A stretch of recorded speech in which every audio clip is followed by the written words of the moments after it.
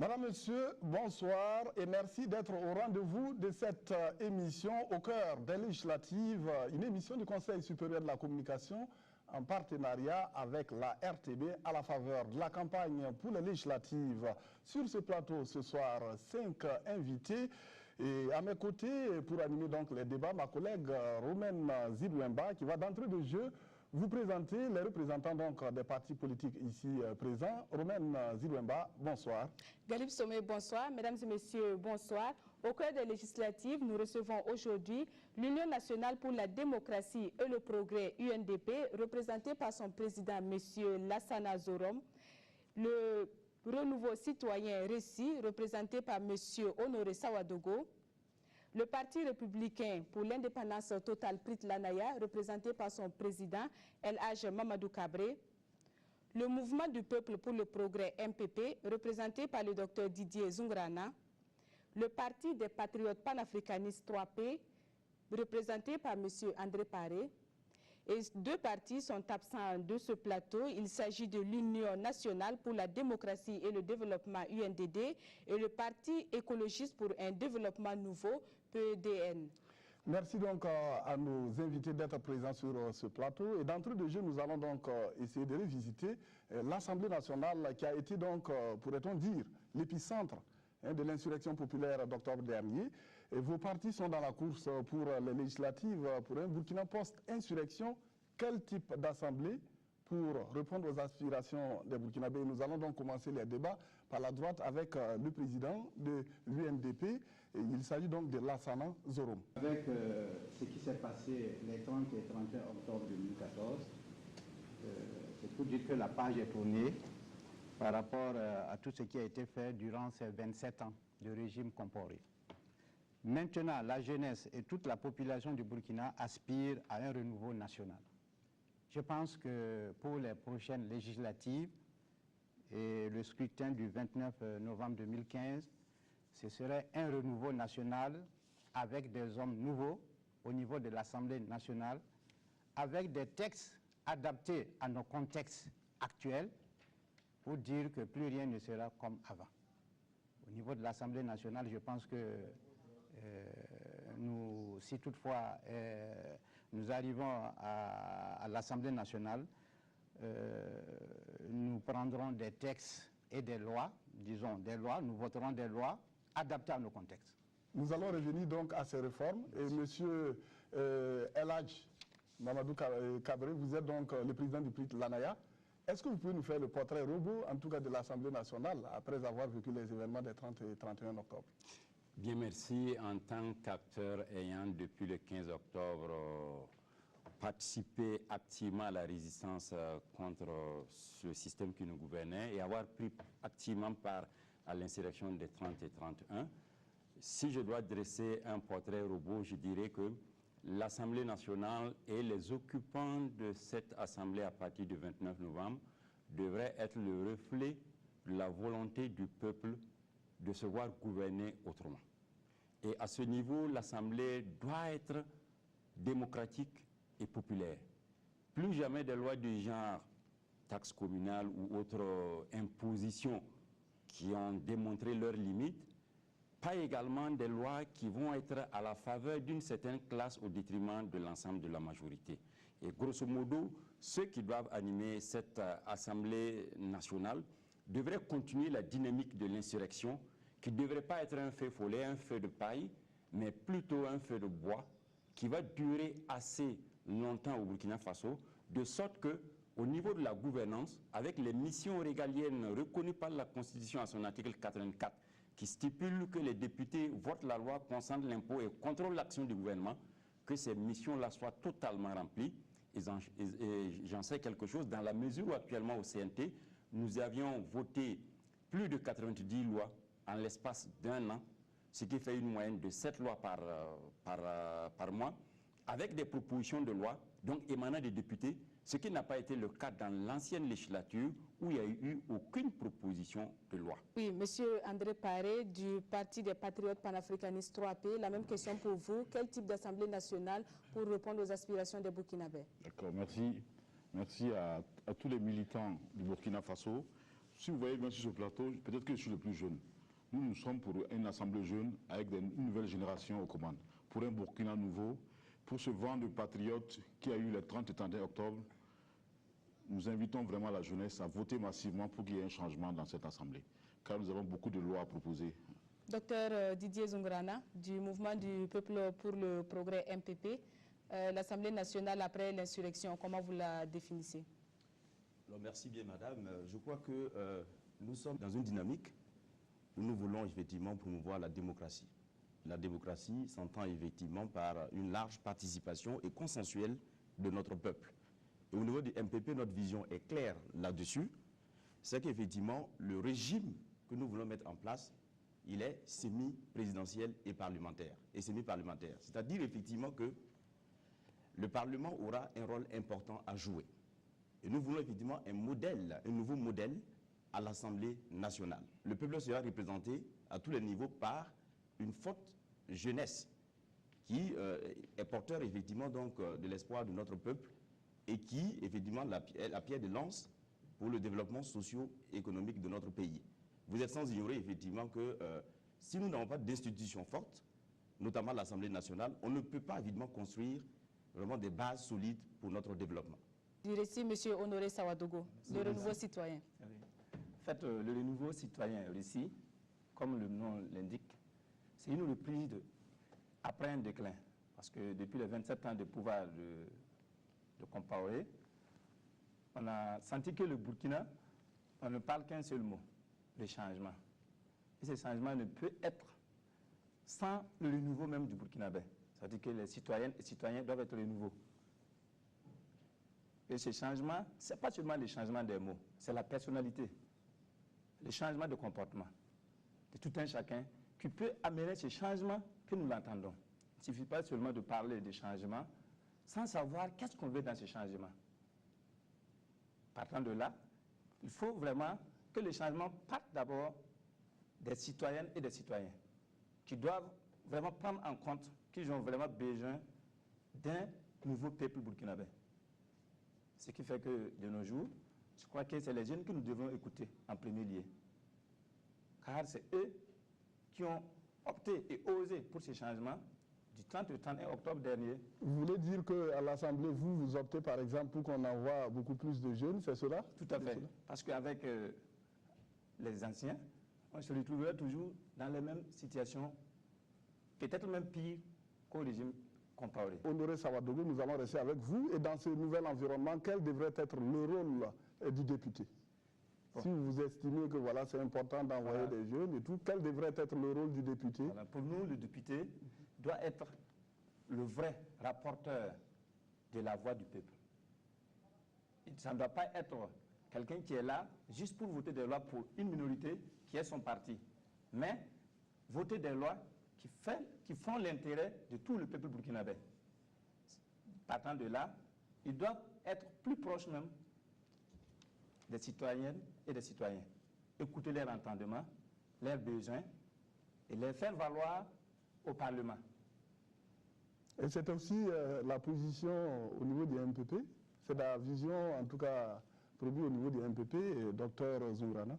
Alors il faut dire qu'au niveau du MPP, notre vision globale est la social-démocratie. Et qui parle de social-démocratie parle effectivement donc de la place de l'homme dans la société et dans la sphère économique de façon générale. C'est-à-dire qu'effectivement, au niveau de l'Assemblée nationale, nous sommes tous des Burkinabés, on sait comment ça a été effectivement géré. Il y a effectivement que l'Assemblée nationale traduisait la volonté effectivement du chef de l'État. Voilà pourquoi nous avons dit effectivement que notre régime sera un régime semi-présidentiel et semi-parlementaire. Autrement dit, par le Parlement, effectivement, il y aura un contrôle direct de l'action gouvernementale. Donc c'est pour dire effectivement que l'Assemblée nationale ne sera pas là pour de forme, ou bien pour voter des lois seulement, ou bien pour suivre des instructions effectivement uniquement du chef de l'État, parce que nous avons dit dans notre programme qu'il y aura une réduction des pouvoirs du chef de l'État, du président du FASO. Et c'est déjà fait. Au niveau du CMT, je crois qu'il y a déjà des dispositions envisagées. Absolument. Et nous nous rallions et nous allons évidemment donc mettre tous les moyens en œuvre, une fois aux commandes, pour pouvoir évidemment aller à l'application effective de cette disposition. Parce que nous pensons, et nous avons la ferme conviction que si nous n'avons pas une assemblée forte, effectivement, on ne peut pas prendre des décisions qui puissent être favorables à l'ensemble des couches sociales de notre pays, le Burkina Faso. Oui, Monsieur Lassana Zorom, au niveau de l'UNDP, est-ce que vous prenez en compte ces aspirations du peuple pour un renouvellement de la classe politique? Tout à fait.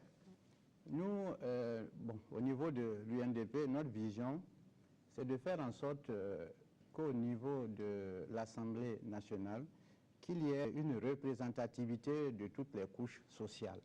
Nous disons représentativité parce qu'en fait, nous savions que c'est la jeunesse qui est au devant des choses, mais il faut également qu'au niveau de l'Assemblée, qu'il y ait, quand je dis les couches sociales, qu'il y ait les femmes aussi.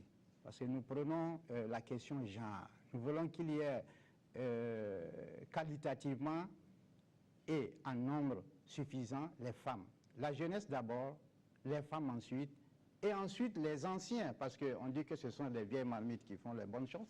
Parce que si nous écartons les anciens, soit disant qu'ils n'ont plus leur place dans la société, je pense que c'est une erreur vraiment fondamentale. Donc nous, au niveau de l'UNDP, prônons la représentativité de toutes les couches sociales. Maintenant, quant au rôle du député à l'Assemblée nationale, nous pensons que c'est très simple. Il a été dit que le rôle du député, c'est de voter les lois, consentir l'impôt et contrôler l'action gouvernementale. Nous, au niveau de l'UNDP, nous pensons que le rôle du député va plus loin parce qu'il ne suffit pas d'être député et s'écarter justement de ceux qui vous ont élus pour que vous puissiez venir au niveau de l'Assemblée nationale. Il faut être auprès et à l'écoute de la population, voir quelles sont leurs aspirations, les entendre chaque jour que Dieu fait et pouvoir défendre leurs intérêts au niveau de l'Assemblée nationale. Monsieur André Paré, au niveau des 3 pays, quelle est votre vision du député dans la nouvelle Assemblée nationale? Dans la nouvelle Assemblée nationale, nous voulons vraiment une jeunesse forte à l'Assemblée nationale, pour un Burkina nouveau, parce que nous voulons déterminer pour le peuple un plan de développement durable. Mais Monsieur Mamadou Kabré du PRIT Lanaya. Merci. Je crois qu'il faut également faire une distinction parce que l'Assemblée ne peut pas refléter le Burkina Faso dans toute sa composition. Il faut plutôt penser à l'autre élément qui dit que l'initiative des lois appartient concomitamment à l'exécutif, au législatif et au citoyen. Donc, ils ont la possibilité, à ce niveau, de pouvoir justement intervenir dans la production légistique de telle sorte qu'on puisse avoir des lois qui reflètent en tout cas leur entendement. Et également, il faut noter que dans les dispositions du Code électoral et de la Constitution, vous ne pouvez pas avoir les forces de défense et de sécurité dans une assemblée démocratique.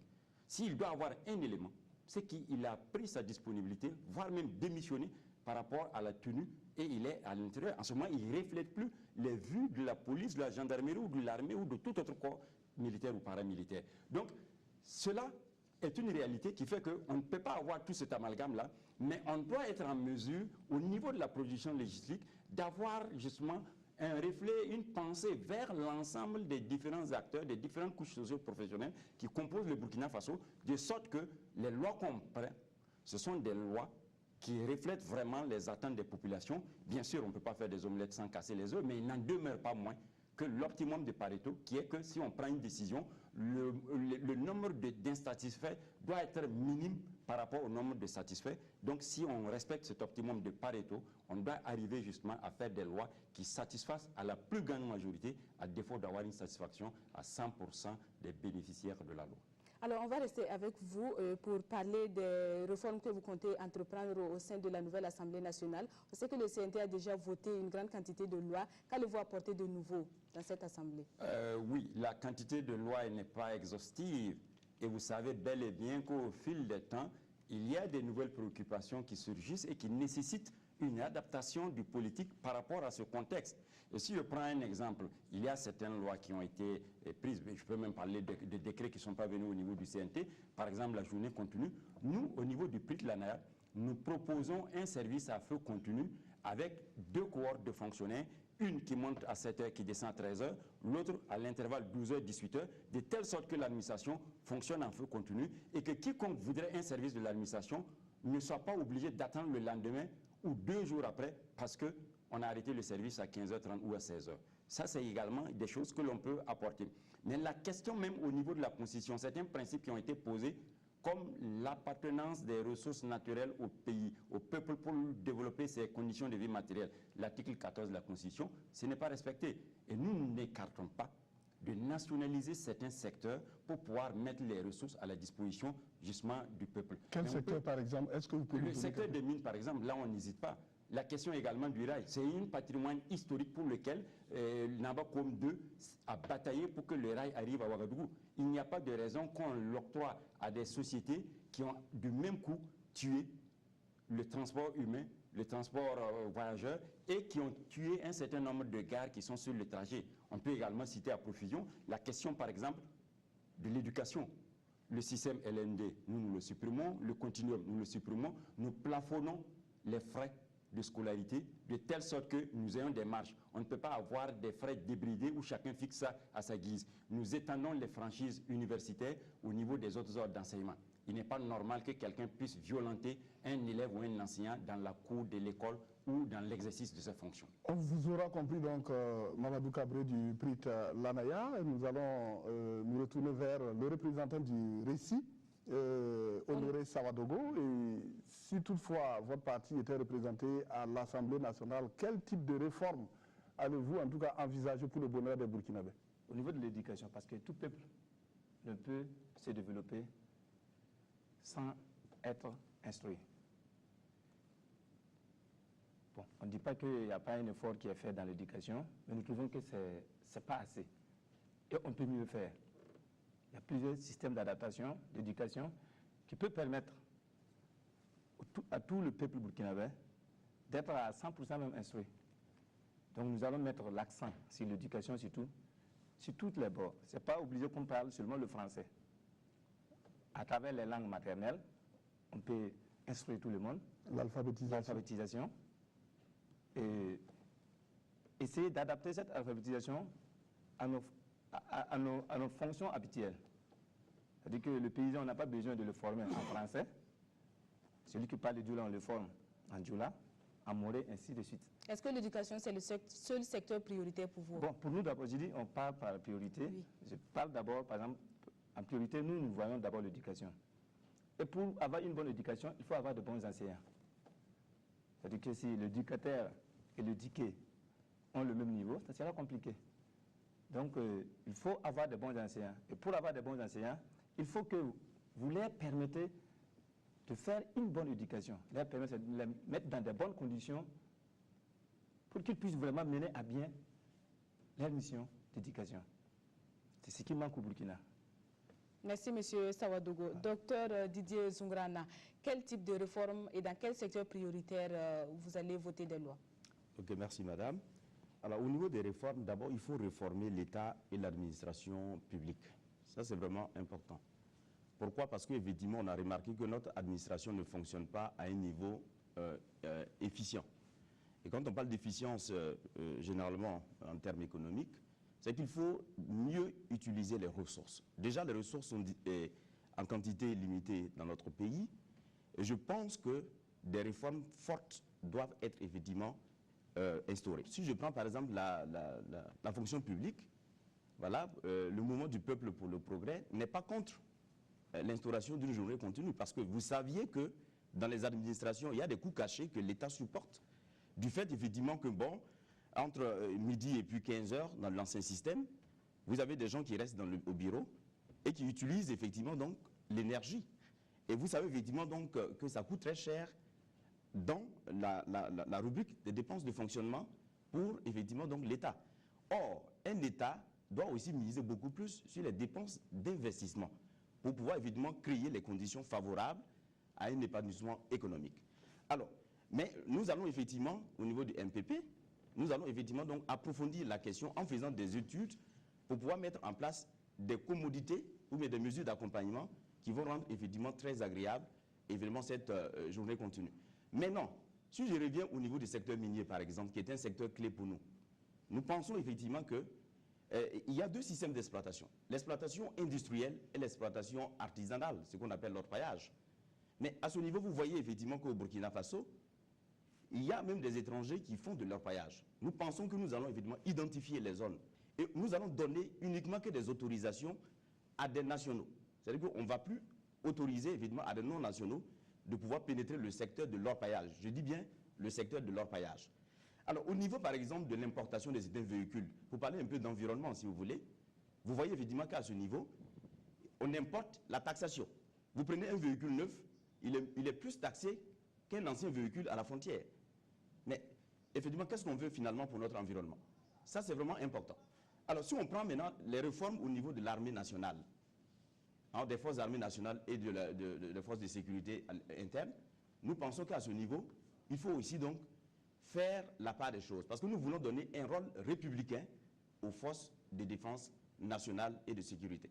Merci, Dr Zoungrana. Monsieur André Eparé des 3P, quel type de réforme dans la nouvelle Assemblée?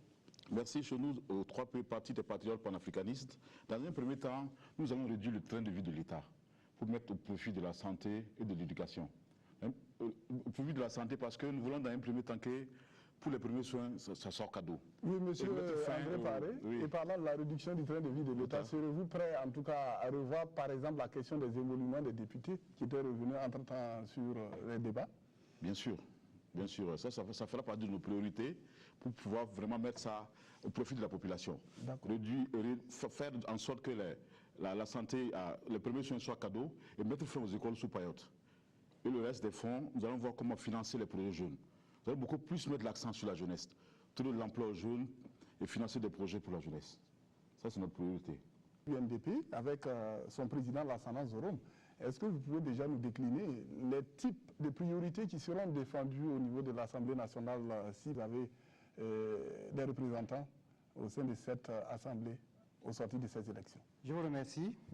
Je pense que nos priorités sont multiples, mais il faut citer entre autres au niveau de l'UNDP. Nous avons identifié quelques priorités vraiment qui nous tiennent à cœur. Je pense par exemple l'éducation. Il faudra quand même qu'on mette l'accent dans ce domaine qui est très important. L'éducation de base, je pense qu'à ce niveau, il faudra revoir certaines copies par rapport à l'avancée dans ce sens. Parce que dans ce domaine, il y a beaucoup à dire. Il y a des écoles sous paillotes qu'il faut revoir. Ça fait partie de nos priorités au niveau de l'UNDP.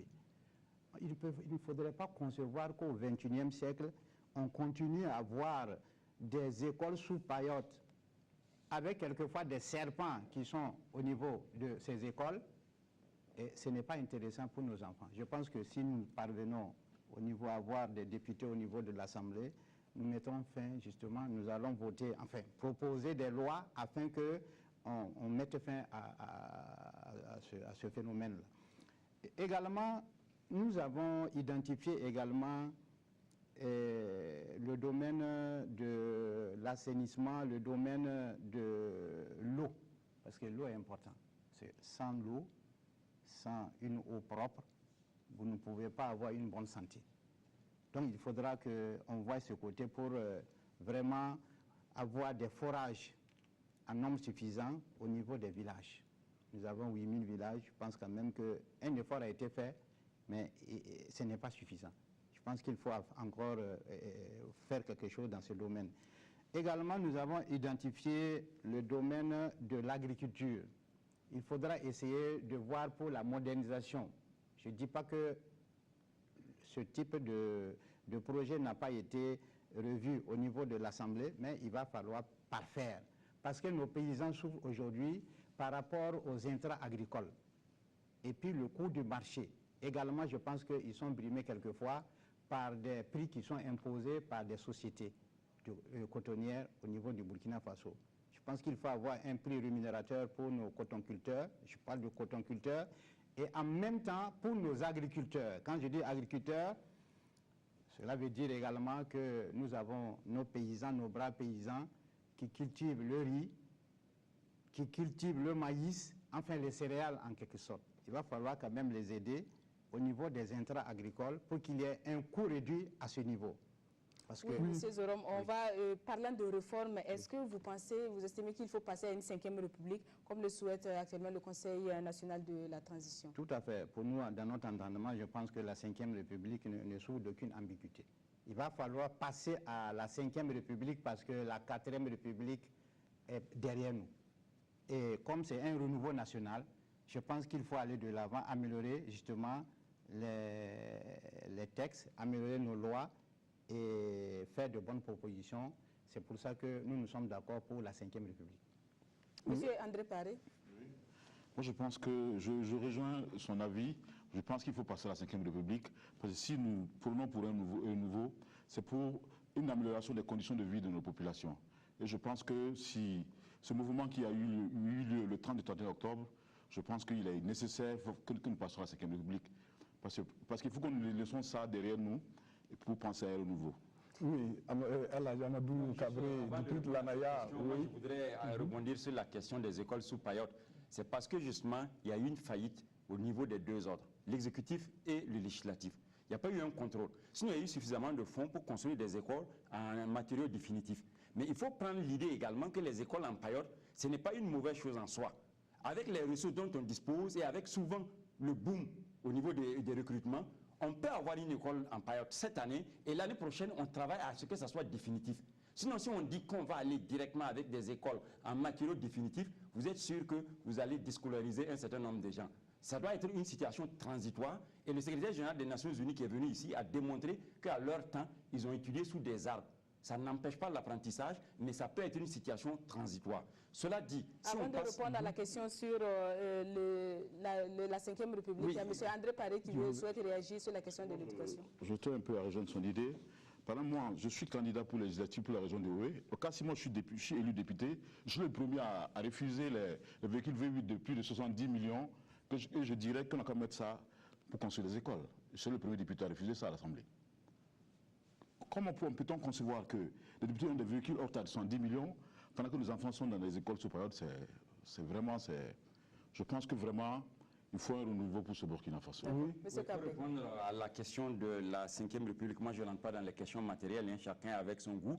Et de toute façon, le député le paie sur son salaire.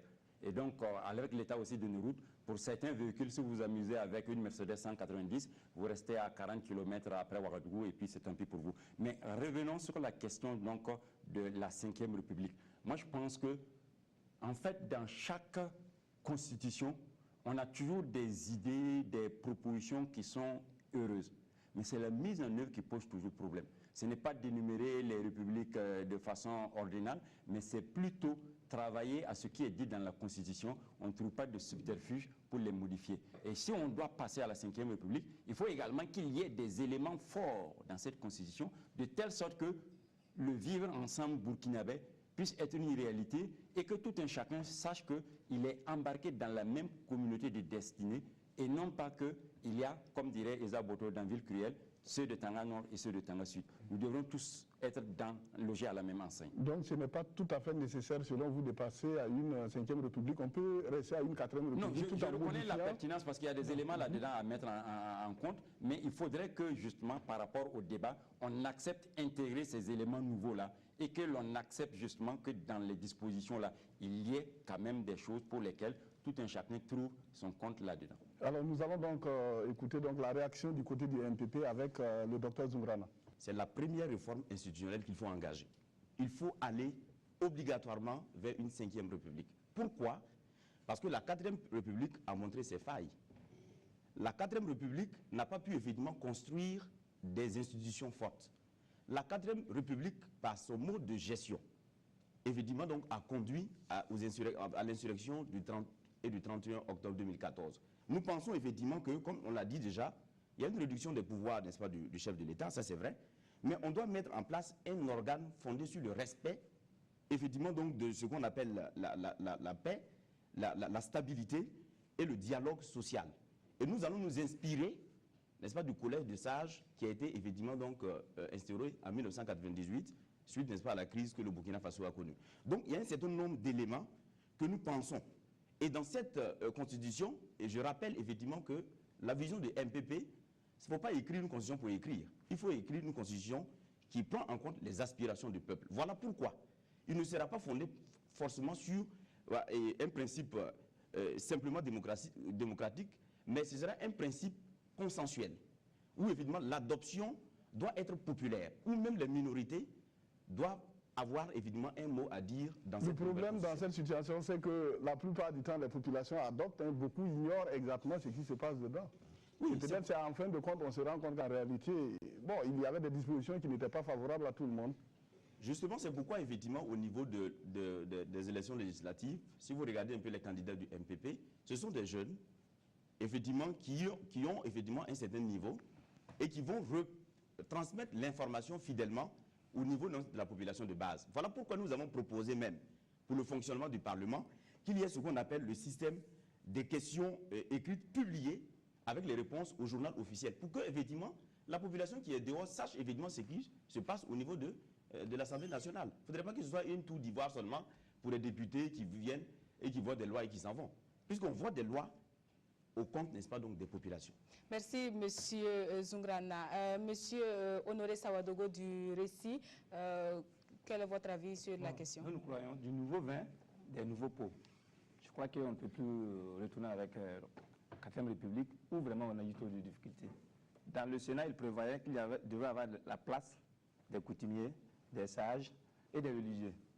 Pour moi, pourquoi pas une nouvelle République où on prend un quota de députés qui doit être un groupe parlementaire composé. Vous parlez au nom de votre parti, hein? Oui, composé de coutumiers, de religieux et de sages, à qui on a toujours avoir recours après avoir eu des problèmes. Mais justement, vous ne pensez pas que c'est mieux de garder ces personnalités-là pour des situations de crise, au lieu de les intégrer dans la vie politique? Non, il y a un adage aussi qui dit, au lieu de chercher à savoir qui s'est calculé, il faut voir celui qui était là où les événements se sont déroulés. Au lieu d'attendre qu'il y ait des problèmes avant d'aller leur faire recours, c'est mieux qu'ils soient là en même temps et gérer les problèmes avec ceux qui essaient de voir comment trouver des solutions. Donc, ils sont mieux placés pour être dans l'Assemblée. Et par exemple, si c'était le cas, le problème des rachats des députés ou quoi que je sais que Manigancé CDP n'aurait pas lieu. Ce n'était pas possible. Bon, mais si vous laissez, par exemple, les choses se passent et après vous voulez les solutions, ça devient compliqué. Vous pouvez arriver aux solutions, mais à quel prix? C'est ce que nous payons actuellement. Donc, ces personnes sont mieux placées quand ils sont à nos côtés dans l'Assemblée. Alors, nous voyons donc que tous les partis ici représentés, chacun énonce une série de réformes envisagées dans différents secteurs. Maintenant, la question qui se pose, c'est le comment. Oui, monsieur Lansana. Rebondir par rapport à cette réforme de la Constitution qui est fondamentale à notre niveau, au niveau de l'UNDP. Quand je dis que c'est quelque chose qui est tout à fait normal, parce qu'il faut passer d'un régime à un autre régime dans le contexte là où nous sommes présentement. Plus rien ne sera comme avant, et c'est tout à fait normal que nous, au niveau de l'UNDP, nous avons regardé par rapport à tous ces aspects, et nous avons analysé en profondeur, et nous avons dit que aller à la 5e République est tout à fait logique, parce que dans l'ordre ancien, c'est parce qu'il y a eu malgouvernance au niveau du passé par rapport à la 4e République qu'il faut obligatoirement passer à la 5e République. Parce que je dis pourquoi. Vous savez, quand vous regardez la Constitution, elle ne s'adapte pas à notre contexte actuellement. Quelles sont les irrégularités qui ne s'adaptent pas actuellement au contexte? Est-ce que vous pouvez nous énoncer quelques irrégularités pour permettre à ceux qui nous suivent de comprendre un peu? Je vais vous donner un exemple par rapport à la loi concernant les partis politiques. On dit que les partis politiques se créent librement. Prenez l'article 13 de la Constitution qui dit que n'importe qui peut se lever et puis créer son parti. Vous voyez le pléthore de partis politiques à l'heure actuelle? Donc vous êtes pour des réformes pour limiter? Tout à fait, pour limiter, parce que... Il risque d'aller en travers parce que l'article 165 de la Constitution dit qu'on n'admet pas une modification de la Constitution si ça touche au caractère multipartiste du système politique. Non, j'ai dit, tout ça ce sont des réformes. J'ai dit à notre niveau. À notre niveau, nous pensons qu'il va falloir qu'à ce niveau, au niveau de l'article 13 là, le multipartisme est tout à fait d'accord. Mais on peut aller par rapport à d'autres approches également. Pour qu'il y ait, je ne dis pas qu'il ne faut pas qu'il y ait des partis politiques, mais ce pléthore de partis politiques, à l'heure actuelle, nous sommes à combien de partis politiques? À 150 partis politiques et 18 regroupements d'indépendants de partis politiques. Quand les gens crient chaque fois que la subvention de l'État ne suffit pas, c'est la faute à qui? Il y a combien de projets de société au niveau du Burkina Faso pour qu'il y ait plus de 150 partis politiques? Je pense qu'on peut avoir des regroupements forts, ne serait-ce que 2, 3 ou 4 regroupements forts. Aux États-Unis, il y a des partis politiques, mais il n'y a pas assez. Je prends un exemple parce que ce n'est pas pour dire qu'il va falloir qu'on tienne compte de ça. Mais néanmoins, il y a deux partis politiques qui sont forts aux États-Unis. Vous avez les républicains, vous avez les démocrates. Oui, on vous aura compris, monsieur Lansana Zorom de l'UNDP. Nous allons poursuivre les échanges avec toujours les réformes. Nous savons que côté institutionnel également, il y a en tout cas des réformes à opérer. Et là, Mamadou Kabré, il y a des voix qui s'élèvent souvent pour parler, par exemple, d'une institution comme le CES. Est-ce qu'il y a vraiment des réformes, côté institutionnel, à revoir pour essayer de mieux rentabiliser les ressources de l'État? Bien, et ça c'est nécessaire, mais si vous me permettez de rebondir, lorsqu'on doit modifier, enfin on doit passer à la 5e République pour limiter le nombre de partis politiques, autant ne pas jeter des milliards pour aller à un référendum à ce stade-là. Je vous rappelle que Chine-Taïwan a 155 partis politiques, la RDC autour de 500, et qu'il y a même environ 200 partis politiques aux États-Unis, même s'il n'y a que 2 ou 3 qui participent aux élections présidentielles. Bref, cela dit, en ce qui concerne les institutions qui sont au Burkina Faso, il faut qu'à chaque fois que l'on crée une institution, il faut qu'elle soit justifiée dans son fondement et non pas étant une réponse à la volonté de récompenser certaines personnes. Lorsque ce préalable va être levé, les institutions qui existent peuvent, dans leur fonctionnement, pouvoir apporter quelque chose à la démocratie, pouvoir apporter quelque chose au sédiment de la nation pour que nous puissions être ensemble. Maintenant, parler des réformes institutionnelles, le CES par exemple, moi je ne trouve pas que le CES est une institution de trop qu'il va falloir supprimer. Dans la mesure où justement le CES, au regard de sa composition, peut être une force de consultation très efficace qui va permettre à tout un chacun de s'orienter. Ça pourrait être même la mémoire, j'allais dire le pivot de la nation. Il y a beaucoup de partis politiques avec leur opinion. Nous par exemple, nous sommes de gauche, communistes purs, durs, sur et mûrs. Si nous sommes aux affaires, la question économique ou la question sociale ne peut pas être vue de la même manière qu'avec un parti libéral ou social-démocrate ou de tout autre courant. Mais le Conseil économique et social peut être une boussole pour amener les gens à ne pas faire quelque chose en 5 ans qui va être remis en cause 5 années après avec le nouveau président. Donc c'est une institution qui doit exister. Le CSC, c'est une institution qui doit exister à mon avis. L'autorité supérieure de contrôle de l'État qui va prendre une autre appellation pour lutter contre la corruption, c'est une institution qui doit exister. C'est peut-être moi de mon point de vue au niveau de l'appareil de la justice avec les 4 ordres, Conseil constitutionnel, Cour des comptes, Conseil d'État et la Cour de cassation. C'est peut-être à ce niveau qu'il va falloir revoir, concentrer un peu pour ne pas faire trop au niveau de la pléthore des institutions. Monsieur André Paré, des 3P, est-ce que vous estimez qu'il faut des réformes institutionnelles? Je pense que ces réformes sont nécessaires parce que je pense plutôt que chaque fois qu'on crée ces institutions, nous devons plutôt penser à rentabiliser ces institutions qu'au lieu de penser à récompenser certaines personnes. Parce que nous sommes les sociaux-démocrates, je pense que nous devons œuvrer vraiment à beaucoup plus de moyens pour créer des emplois pour les jeunes. Nous, c'est vraiment notre priorité. Je pense que ça, c'est vraiment très nécessaire. Parce que je pense que dans l'ancienne République, c'était plutôt des institutions pour recommencer certaines personnes pour des postes politiques. Je pense que ça, c'est quelque chose que nous devons arrêter quand même. Donc actuellement, vous proposez qu'on essaie de supprimer certaines institutions? Ça, c'est normal. C'est tout à fait normal. Lesquelles, par exemple? Pour réduire le temps de vie de l'État. À quelles institutions vous pensez? Par exemple, moi, je pense qu'à mon avis, le CS, c'est trop comme une institution. Moi, je pense déjà qu'à l'Assemblée, c'est des lois qu'on peut amener à l'Assemblée et discuter. D'accord. Et nous allons écouter donc, en tout cas, la réaction du MPP avec Dr Zungrana sur la question. Voilà. Et sur le plan toujours des réformes, il faut dire que le CES, effectivement, pose un petit problème, pas par de sa nature, mais par de son fonctionnement. Nous pensons que le CES, depuis longtemps, est resté dans un silence, dans une léthargie. En tant qu'évidemment une force de proposition, au niveau des politiques économique et social, le CES devait jouer pleinement son rôle. Mais on a remarqué que c'est récemment que le CES semble être un peu visible avec les tournées dans les régions. Mais on ne devrait pas attendre. Je pense que le CES doit jouer un rôle important. Nous sommes pour le maintien du CES, mais il faut qu'il soit fortement redynamisé pour pouvoir évidemment jouer son rôle, effectivement donc d'appui ou bien d'appoint, n'est-ce pas, donc à la mise en œuvre des politiques économiques et sociales dans notre pays. Alors, toujours au niveau des réformes, nous pensons qu'il faut évidemment une reddition des comptes de l'État. Ça, c'est important. Vous voyez, n'est-ce pas, évidemment qu'il y a, bon, tantôt on parle du budget, programme, de ceci, etc. Mais en réalité, si vous regardez, hein, tout le monde sait que dans les ministères, quand il y a des fonds qui sont donnés, à la fin de l'année, chacun fait des missions pour pouvoir évidemment donc, voilà, effectivement donc consommer. Mais ça, ce n'est pas de l'efficacité. Ce n'est ni aussi de l'efficience. Qu'est-ce qu'on cherche dans tout ça? Donc nous pensons que pour un contrôle du budget, n'est-ce pas, de l'État affecté dans les différentes structures, que ce soit au niveau effectivement plus macro ou bien au niveau sectoriel, qu'il y ait effectivement donc des audits, des comptes effectivement qui sont alloués. Deuxième aspect, c'est au niveau, n'est-ce pas, donc du trésor public, qui est la banque de l'État.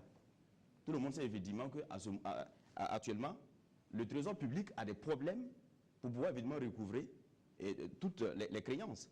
Donc ça, c'est aussi un autre problème. Et généralement, ça peut mettre même l'État à mal. Et je pense que sur ce plateau, nous avions été invités ici pour la Cour des comptes, si vous voulez bien, où nous avons effectivement aussi, nous avons découvert un peu le rôle de la Cour des comptes. Donc je pense que toutes ces institutions, c'est vrai effectivement qu'on peut dire évidemment que c'est de trop, mais je pense qu'elles sont fondamentales. Seulement, il faut donner effectivement du contenu dans le fonctionnement de ces institutions, que nous pensons évidemment nécessaires pour le fonctionnement global de notre société. Alors, si évidemment vous me permettez, je vais revenir un peu sur les réformes institutionnelles. Je pense qu'au niveau du MPP, on ne parle plus du Sénat. C'est-à-dire que ça, c'est clair. La suppression totale du Sénat. Il y a le verrouillage aussi, n'est-ce pas, de la limitation du mandat présidentiel. C'est déjà fait dans l'actuelle constitution. Oui, mais nous affirmons cela.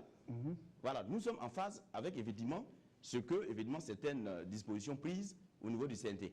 Mais nous affirmons sur ce plateau que le MPP est pour, n'est-ce pas, la limitation du mandat présidentiel à 2 quinquennats.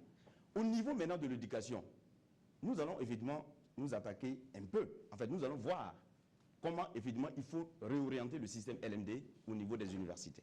Vous savez, évidemment, que le système LMD pose un problème pour le moment au niveau des universités. Pourquoi? Parce que simplement, c'est un système, soit qui est venu très tôt, avant les moyens qu'il fallait évidemment mettre en œuvre, avant de démarrer le système LMD. Donc, je pense qu'à ce niveau, il faut évidemment des réformes assez profondes. Oui, et au niveau du MPP... On vous aura compris, Dr Zougrana, nous allons donner le soin à notre invité du récit de pouvoir réagir également sur cette question de réforme institutionnelle. Qu'est-ce que vous entrevoyez par rapport à ce genre de réforme-là? Parlant de réforme institutionnelle, pour moi, je trouve qu'au lieu de supprimer telle institution ou telle institution, pour moi, c'est de les réorganiser. C'est-à-dire que mettre les personnes qu'il faut à la tête de ces institutions, leur donner la liberté totale d'agir et leur donner une autonomie. Je crois que partant de là, ils vont nous donner de bons résultats pour le bien du peuple burkinabé. Il ne s'agit pas d'avoir des institutions qui sont encore sous d'autres personnes. Ils ne feront pas vraiment le bien du pays. Tout le monde est là pour gouverner pour ses propres intérêts. Et c'est ce qu'il faut éradiquer dans le gouvernement burkinabé. Tant qu'il reste les intérêts personnels ou des intérêts groupuscules, je crois que le problème de gouvernance économique va toujours perdurer. D'accord, on va recueillir quelques réactions, oui. Une réforme institutionnelle, ce n'est pas simplement l'architecture des institutions qui existent pour dire il y en a trop ou bien il y en a peu, il faut ajouter. Il faut voir par exemple à l'intérieur de certaines architectures comme l'exécutif par exemple. On a 25 portefeuilles ministériels, on en a connu 35, 32, ça varie. Nous pensons qu'il est possible au niveau de certains ministères de travailler à la réduction et donc à l'effacement de certains ministères. Je prends un exemple terre à terre, le ministère de l'économie numérique. Ce n'est pas qu'il n'est pas bon d'avoir en tout cas une couverture en fibre optique avec un certain nombre d'éléments là-dedans, mais on peut le rattacher soit au ministère de la Communication, soit carrément au ministère du Commerce, d'une manière ou d'une autre. C'est un commerce qui se fait avec l'éthique Et donc tout ça, c'est une politique qui peut être menée. Et si c'est le côté diffusion, propagation de l'outil informatique, on peut, à travers l'éducation, régler ces questions-là. Et donc on peut même travailler dans certains ministères à faire en sorte qu'avec le développement des forces productives, il y ait des ministères qui tendent vers leur disparition et non continuer à maintenir des ministères qui peuvent ne pas exister.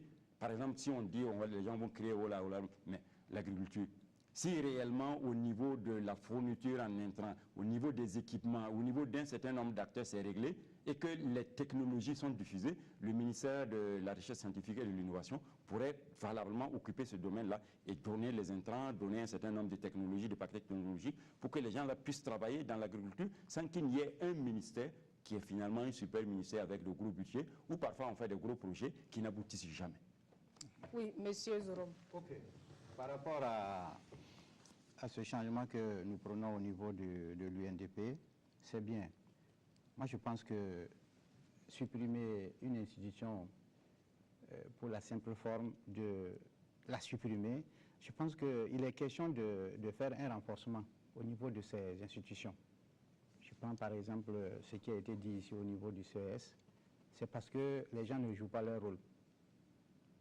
Quand ils jouent leur rôle normalement, ces institutions devraient être fortes. On n'a pas besoin des hommes forts, on a besoin des institutions fortes. Donc c'est parce que, de par le passé, au niveau de la 4e République, c'était un laisser-aller. Excusez-moi du terme. C'est parce que les gens n'ont pas joué leur rôle que tout ce désordre est arrivé au Burkina Faso. Sinon, je dirais par exemple, au niveau des ministères par exemple, vous avez des inspecteurs qui sont là, qui ont été nommés pour contrôler toutes les actions, enfin toutes les structures au niveau même, au sein même du ministère. S'il y a une gaffe à quelque part, même avant d'attendre même qu'il y ait cette gaffe-là, le ministère devrait aller de temps à autre contrôler au niveau de ces structures décentralisées pour voir qui fait quoi, qui ne fait pas quoi, qui fait son travail et qui ne fait pas son travail. On attend qu'il y ait un boom, qu'il y ait un scandale particulier pour que la personne qui est intéressée pour pouvoir faire ce travail se lève de but en blanc pour aller voir ce qui se passe. Nous pensons, nous avons besoin des institutions fortes et non des hommes forts. Alors, pour avoir des institutions fortes, naturellement, il faut la contribution de l'Assemblée nationale. Et cela, donc, nous permet d'aborder, en tout cas, un autre volet. Qu'est-ce que l'Assemblée nationale doit faire pour pouvoir essayer de consolider, en fait, ces genres de réformes? D'abord, les adopter, de les consolider. Nous savons que, en tout cas, la législature passée, très peu de propositions de loi sont venues de l'Assemblée nationale. Tout venait donc du gouvernement. Que faire, donc, pour permettre à l'Assemblée, à la future Assemblée, si vous y êtes représenté, de pouvoir adopter toutes ces réformes-là pour le bonheur des Burkinabés? Et M. Zorom, nous restons avec vous. Je pense que c'est très simple. Il faut aller au-delà des paroles, il faut aller par des actes. Au niveau, par exemple, de la législature, c'est parce qu'il y a eu un ordre ancien qui ne permettait pas aux députés de s'exprimer de façon libre. Parce que c'était une caisse de résonance. Vous faites ça, voilà ce qu'on a décidé au niveau du parti majoritaire et tout le monde s'adapte, tout le monde est obligé de faire ce qu'on vous demande. Ça, c'est une caisse de résonance. Mais maintenant, comme le renouveau national est là, avec ces élections du 29 novembre 2015, je pense que si nous parvenons à aller à l'Assemblée nationale, même si nous sommes minoritaires, je le dis, parce que je pense que nous serons majoritaires, parce que chacun cherche, c'est une campagne électorale, et nous pensons qu'à notre niveau, nous pensons avoir le maximum.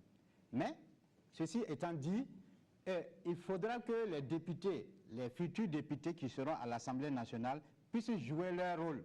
Il ne faudra pas s'asseoir et puis on voit souvent certains qui s'asseyent et puis à quelques séances près, ils sont en train de somnoler. Je pense qu'il faut que chacun s'y mette le maximum pour discuter. C'est pour cela que nous avons besoin des hommes intellectuels, comprenez, des hommes qui pensent beaucoup à leur pays, des hommes qui savent ce qu'ils veulent, le pourquoi ils sont venus à l'Assemblée nationale, ils le savent. Donc, ils ont derrière eux les aspirations de toute la population, ils savent ce qu'ils doivent faire. Je pense qu'à notre niveau, c'est de faire le maximum et voter des lois, surtout voter des lois, faire des propositions. Voter n'est pas seulement voter des lois, faire des propositions au niveau de l'Assemblée. Ne pas attendre des propositions de loi de l'exécutif et voter tout simplement tout ce qui vient de l'exécutif. Il faut faire des propositions de loi. Voilà ce que nous, au niveau de l'UNDP, ce que nous avons conçu. Monsieur André Paré, des 3P, quelle sera votre force de proposition de loi une fois à l'Assemblée? Vraiment, dans un premier temps, je tiens dans un premier temps à féliciter la transition. Je pense que dans un premier temps, à l'Assemblée, nous sommes là pour le peuple. Je pense que nous devrons faire comme la transition, déborder de temps en temps l'Assemblée dans les différentes régions et vivre les réalités de ces régions-là pour pouvoir défendre ces régions. Par exemple, quand l'Assemblée nationale se déporte dans une région où il n'y a pas de route, tous les députés qui sont élus vont vivre la même réalité. Et ensemble, nous allons nous donner la main pour voir comment solutionner ces différents problèmes. Monsieur Cabré. Oui, il faut que le député cesse d'être enfermé dans un carcan. Du reste, dans la Constitution, on dit que le mandat du député, tout mandat impératif est nul. Je crois que c'est l'article 94 ou 95. Dans ce cas de figure, vous voyez que, par exemple, M. Zoungrana qui est là, qui est de la santé, s'il rencontre un malade sur la route ou bien dans une maison où il est, il n'a pas besoin qu'on transporte le malade à l'hôpital pour commencer d'abord les premiers soins. Le policier également prête main forte en cas de trouble et autres pour une situation donnée. Le député doit être en mesure, lorsqu'il prend la route ou bien il est dans une situation, il voit qu'il y a un projet qui est en train d'être mal exécuté, il ne doit pas attendre qu'il y ait une enquête parlementaire avant de pouvoir se lancer dans l'investigation pour faire la lumière autour de cette question. Donc si au règlement intérieur, on n'enferme pas le député dans un carcan et on lui donne la possibilité de son propre chef à aller, quitte à réintégrer ça au niveau de l'Assemblée pour donner, j'allais dire, une caution juridique à la question, je pense qu'on pourra faire du bon boulot dans la mesure où les gens qui se déplacent voient beaucoup de choses. Mais au-delà de cet aspect où l'initiative en matière de contrôle de l'action gouvernementale, puisque tout ce qui se fait, c'est l'action du gouvernement qui se répercute justement sur les différents chantiers, en dehors de cette initiative individuelle-là, il faudrait justement que les gens apprennent quelque chose. Je suis venu avec une idée, peu importe ce que cela va me coûter si je me bats pour que ça puisse marcher, même si je ne dois pas être élu la prochaine fois, mais pourvu que je fasse du bon boulot, je le ferai et le reste, on verra ce qui peut se passer. Merci, M. Cabré. M. Honoré Sawadougou. Par rapport à ces changements, pour nous, je trouve qu'il est temps de mettre fin aux députés qui vont à l'hémicycle, qui attendent que l'exécutif propose des lois, on vote, on s'assied et on attend la fin du mois pour avoir ces sommes colossales et rouler dans les grosses caisses, si vous me le permettez. Pour moi, je crois que de nos jours, nous avons besoin de députés qui doivent être plus proches de ces gouvernés, même à 1 mètre près. Ça veut dire que, qu'est-ce qui se passe? C'est la période de campagne comme ça, on les voit tous, même aux confins des villages. Et après être élus, ils disparaissent, ils s'éclipsent. On n'entend plus parler d'eux, ils ne viennent jamais, il n'y a plus de route, il n'y a pas d'eau. Tout ce qu'ils ont promis reste derrière eux. Pour nous, je crois qu'il est temps que ces députés fassent des rapports d'activité mensuellement qui doivent être déposés, examinés par un exécutif qui sera désigné au sein de l'Assemblée. Et partant de là, une notation même, pourquoi pas des députés. En fonction de leur activité, on saura qui fait le travail des députés ou qui ne le fait pas.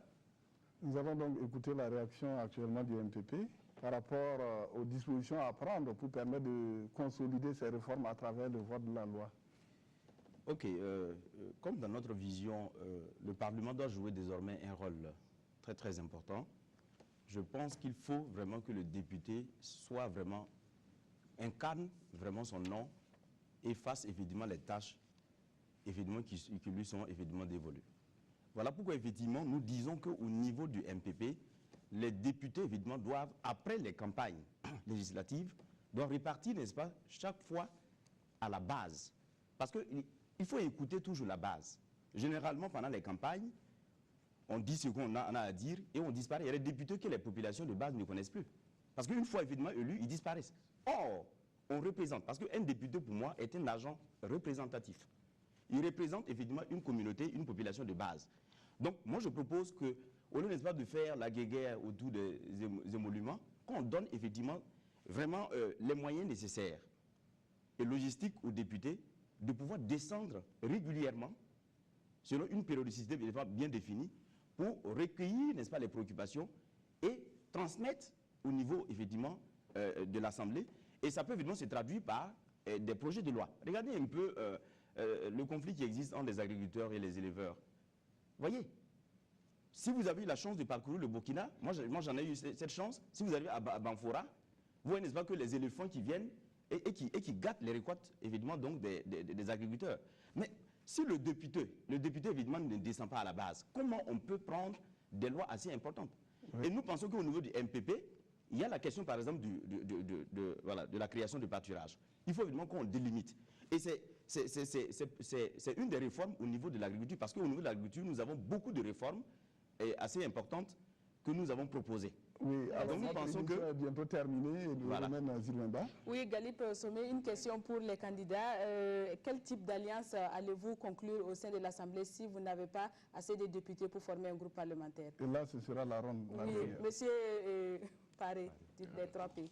Et là, du même coup, inviter tous les patriotes et tous les panafricanistes à voter 3 pays. Et tous nos militants du WE, de la Comoé, du Kadioga à nous voter non. Parce que nous ne sommes pas candidats au présidentiel, parce que nous laissons libre choix à notre électorat. Monsieur Zorom. Je pense qu'au niveau de l'hémicycle, au niveau de l'UNDP, si toutefois nous parvenons à l'Assemblée nationale, nous allons travailler de sorte qu'il y ait satisfaction au niveau de ceux qui nous ont élus pour être là-bas au niveau de l'Assemblée nationale. Par rapport aux alliances, nous pensons que nous attendons de voir la suite de ces élections et au niveau de l'Assemblée nationale, les alliances se feront par la suite. Mais d'emblée, pour le moment, nous ne pouvons pas dire, parce que nous ne savons pas qui sera à l'Assemblée, quelle est la majorité d'un parti politique qui serait à l'Assemblée. Nous attendons qu'après ces élections législatives du 29 novembre 2015, et si toutefois nous arrivons à l'Assemblée, nous allons voir dans quelle alliance nous pouvons en tout cas travailler. Monsieur Cabré. Oui, nous croyons dur comme fer que nous serons à l'Assemblée, et une fois à l'Assemblée, comme on le dit, qui se ressemble s'assemble. Si nous ne faisons pas d'alliance idéologique avec les sankaristes qui sont de notre famille politique, nous ferons alliance avec le candidat que nous avons soutenu pour la présidentielle et donc qui est arrivé aux affaires. Point. Merci. Docteur Zungrana. Au niveau du MPP, il faut dire qu'on va réinsister un peu sur le rôle du député. Nous pensons que le député doit être vraiment une force de proposition au niveau de l'Assemblée nationale. C'est pourquoi nous, MPP, nous sommes évidemment candidats à l'élection présidentielle, mais aussi nous sommes candidats, nous avons plusieurs candidats au niveau des législatives. Donc à ce niveau, nous pensons effectivement qu'à l'issue de ces campagnes électorales, effectivement, nous allons avoir une forte représentativité au niveau de l'Assemblée et que tout ce que nous avons donné ici comme des réformes, hein, parce que c'est quelques-unes des réformes que nous avons données, parce qu'il y a une panoplie, comme le temps n'est pas suffisant, on n'a pas pu évidemment éplucher cela, nous allons veiller à mettre en œuvre toutes ces réformes. Monsieur Sawadogo, du récit. Bon, à notre niveau, une fois à l'hémicycle, notre objectif, ce n'est pas d'abord l'alliance. L'objectif primordial, bon, c'est vraiment... Il faut former des groupes parlementaires. Voilà, il faut former des groupes. Mais notre groupe, c'est en fonction des aspirations politiques et des plans et programmes politiques. Si ça convient à notre programme, à notre aspiration politique, peut-être que là, on peut faire chemin ensemble. Merci donc à vous, Honoré Sawadogo. Merci à Romain Zidouemba. Madame, Monsieur, c'est tout donc pour ce numéro de l'émission au cœur des législatives. Merci à nos invités qui ont bien voulu répondre à cette invitation et qui sont venus partager les orientations de leur parti avec les électeurs s'ils parvenaient donc à l'Assemblée nationale. Merci donc à tous ceux qui ont suivi cette émission et à demain pour un autre numéro de Au cœur des législatives.